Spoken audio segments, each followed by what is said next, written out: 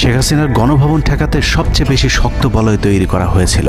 অনুসন্ধানে জানা যায় শেখ হাসিনাকে রক্ষা করতে গণভবনের আশপাশে সেনাবাহিনীর অন্তত 13টি অস্থায়ী চেকপোস্ট বসানো হয়েছিল, যেখানে east Bengal regiment, field regiment artillery, Bangladesh infantry regiment, infantry brigade headquarter সহ সেনাবাহিনীর বেশ কয়েকটি চেকপোস্ট বসানো হয়েছিল শুধুমাত্র শেখ হাসিনাকে রক্ষা করার জন্য।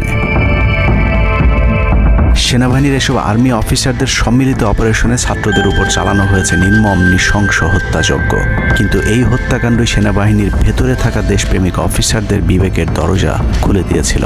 20 থেকে 23 জুলাই ইন্টারনেট বন্ধ করে যে পৈশাচিক হত্যাকাণ্ড চালানো হয়েছে, সেই দৃশ্য যখন একের পর এক সামনে আসতে শুরু করেছিল, তখন সাধারণ মানুষ যেভাবে স্তম্ভিত হয়েছিল, ঠিক একইভাবে সেনাবাহিনীর বিবেকবান জুনিয়র এবং মধ্যম সারির অফিসারদেরকেও ব্যাপকভাবে নাড়া দেয়।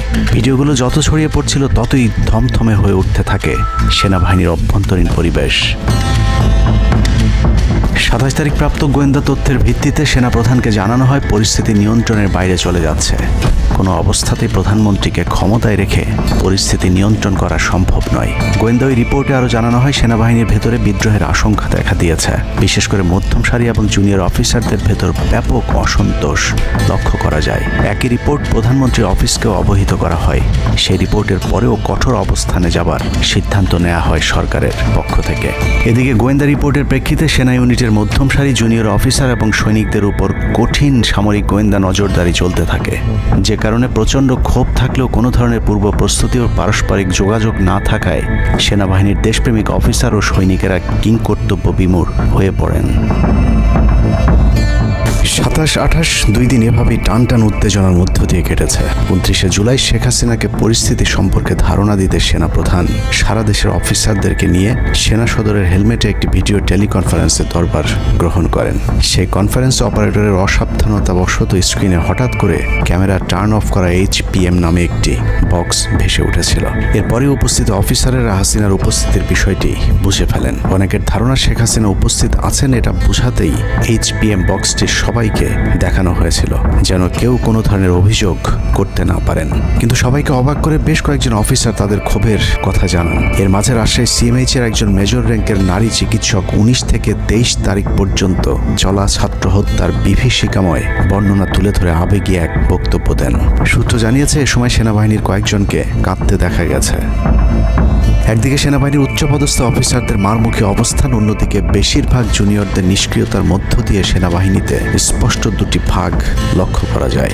এরই মধ্যে সেনাবাহিনীর কাছে প্রাপ্ত গোয়েন্দা তথ্য অনুযায়ী যে কোনো সময় সেনাবাহিনীতে বিদ্রোহ দেখা দিতে পারে। বিশেষ করে লেফটেন্যান্ট কর্নেল থেকে নিচের অফিসারদের ভেতর ব্যাপক ক্ষোভের বিষয়টি গোয়েন্দা প্রতিবেদনে জানানো হয়।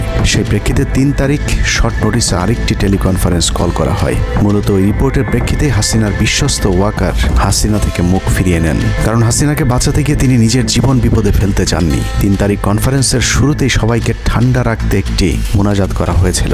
যে মুনাজাতে গুরুত্বপূর্ণ একটি দোয়া ছিল, রাব্বানা লা তাজআলনা মাআল কওমিজ জালিমিন, অর্থাৎ হে আল্লাহ, আমাদেরকে জালিম সম্প্রদায়ের অন্তর্ভুক্ত করবেন না।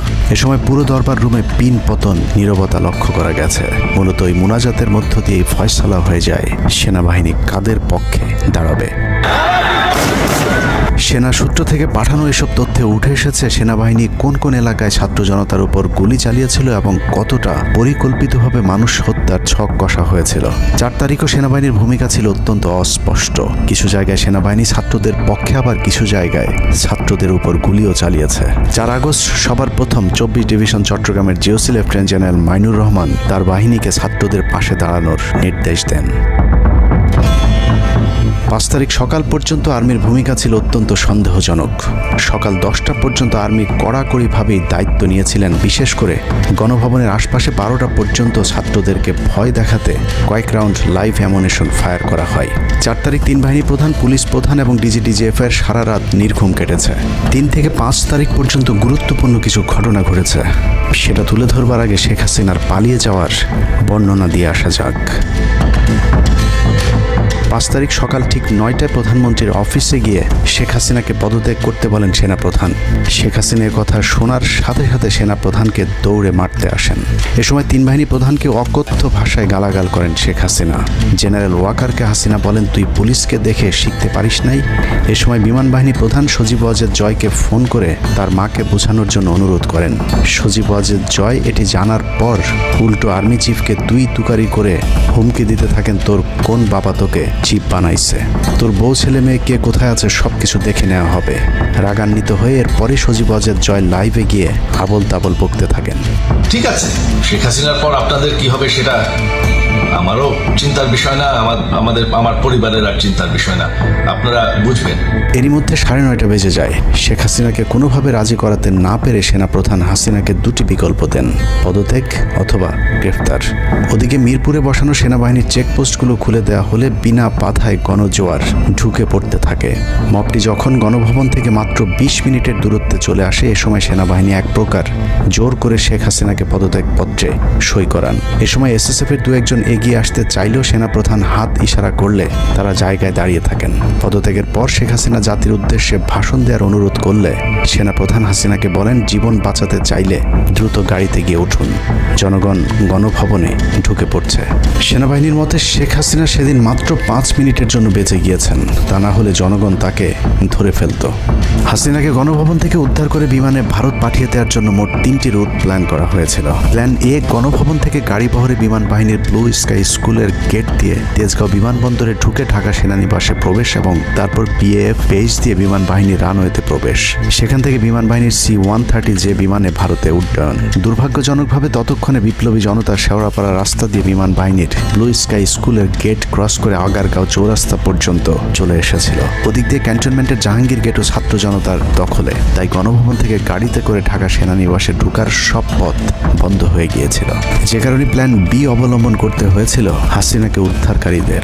প্ল্যান বি অনুযায়ী গণভবন থেকে বিমান ঘাঁটিতে যাওয়ার তখন একটাই পথ বাকি ছিল, তা হলো হেলিকপ্টারে যাওয়া।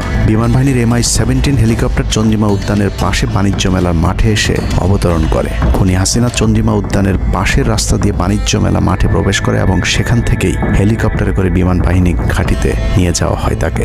সেখানে গিয়ে তারেক সিদ্দিকী এবং সালমান এফ রহমানের জন্য কিছুক্ষণ অপেক্ষা করে শেখ হাসিনা। তবে শেষ পর্যন্ত সালমান এফ রহমানের পৌঁছাতে দেরি হয় শেখ হাসিনাকে নিয়ে কোনো গন্তব্য ছাড়াই 10:45 মিনিটে উড়াল দেয় বিমান বাহিনীর C-130 জুলিয়েট বিমানটি।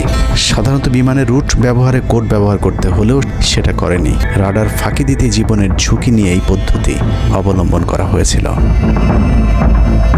ফুল ফুয়েল লোড করা হয়, ভারতে যদি জায়গা না হয় তাহলে যেন মধ্যপ্রাচ্যের কোনো দেশ পর্যন্ত চলে যাওয়া যায়। মোট 9 জন পাইলটকে নিয়ে বিমানে ওঠানোর পর কোনো ধরনের নির্দেশনা বা ম্যাপ প্ল্যানিং ছাড়াই পাইলটদেরকে বলা হয় টেক অফ করতে। বিমানটি প্রথমে যশোরের উপর দিয়ে কলকাতায় পৌঁছালে সেনাপ্রধান জাতির উদ্দেশ্যে ভাষণের ঘোষণা দেন, কিন্তু কলকাতায় ল্যান্ডিংয়ের পারমিশন না দিলে সেখান থেকে শেখ হাসিনাকে বহন করা বিমানটি চলে যায় আগরতলায়। আগরতলায় পারমিশন না পেয়ে আবারও দিল্লির দিকে উড়াল দেয়। সেখান থেকে দিল্লি গেলে সেখানেও রিফিউজ করা হয়। দিল্লি বিমানবন্দরে নামতে না দিলে অনিশ্চয়তা দেখা দেয় শেখ হাসিনাকে বহন করা বিমানটির ভারতে অবতরণ নিয়ে। বিমানের একজন পাইলটের বরাত দিয়ে জানা যায়, এভাবে উদ্দেশ্যহীনভাবে দীর্ঘক্ষণ ঘুরতে থাকার পর জরুরি অবতরণের সিদ্ধান্ত নেওয়া হয়। তবে জরুরি অবতরণের ঠিক আগ মুহূর্তে দিল্লির গাজিয়াবাদ এয়ারবেজে নামার অনুমতি পায় C-130 জুলিয়েট, যেখানে অজিত ধাওয়াল তাকে রিসিভ করেন। অবতরণে জটিলতার কারণেই 5 তারিখ সেনাপ্রধান জাতির উদ্দেশ্যে ভাষণ দিতে বারবার দেরি করছিলেন, কারণ তিনি নিশ্চিত হতে চাচ্ছিলেন শেখ হাসিনা ভারতে অবতরণ করেছেন। তারপরই বাংলাদেশের মানুষ মুক্তি পায় এক ফেরাউনের হাত থেকে।